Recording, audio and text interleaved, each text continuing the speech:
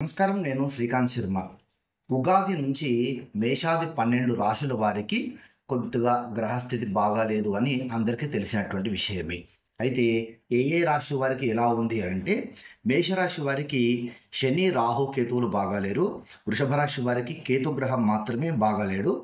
మిథున రాశి వారికి గురు శని రాహుకేతువులు బాగాలేరు. కర్కాటక రాశి వారికి శని రాహువులు బాగాలేరు. సింహరాశి వారికి శని రాహుకేతువులు బాగాలేరు.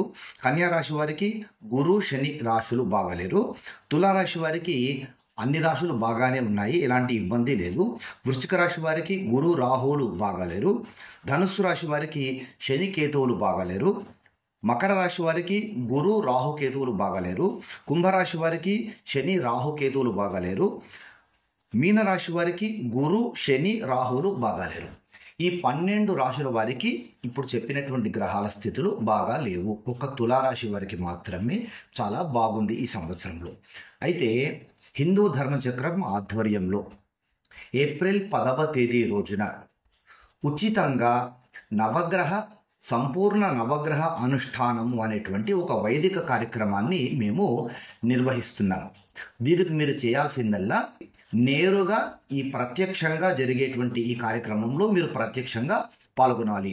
ప్రత్యక్షంగా పాల్గొనేటువంటి వారికి ఉచితంగా ఈ నవగ్రహ అనుష్ఠానం అనేటువంటిది జరుగుతుంది. ఇందులో సంపూర్ణ నవగ్రహ ఆరాధన, గణపతి హోమము, నవగ్రహ హోమాలు, రుద్ర హోమము, దుర్గా హోమము, ఈ హోమాలన్నీ కూడా వారి గోత్రనామాల చేత చేయడం జరుగుతుంది. అయితే ఆన్లైన్లో ఎవరైనా ఈ రాశుల వారు ఈ అనుష్ఠానం అనేటువంటి కార్యక్రమంలో పాల్గొనాలి అనుకుంటే కనుక ఆన్లైన్లో చేయించుకునేటువంటి వాళ్ళు మాత్రము ఫీజు కట్టి చేయించుకోవాలి. ఎంత ఫీజు కట్టాలి ఏంటి అనేటువంటిది స్క్రీన్ మీద నా నంబర్ ఉంటుంది. నాకు పర్సనల్గా మీరు సంప్రదిస్తే మీకు వివరాలు తెలియజేస్తాను. గుర్తుంచుకోండి, ప్రత్యక్షంగా పాల్గొనేటువంటి వారికి ఉచితంగా ఈ కార్యక్రమంలో పాల్గొనే అవకాశం ఉంటుంది.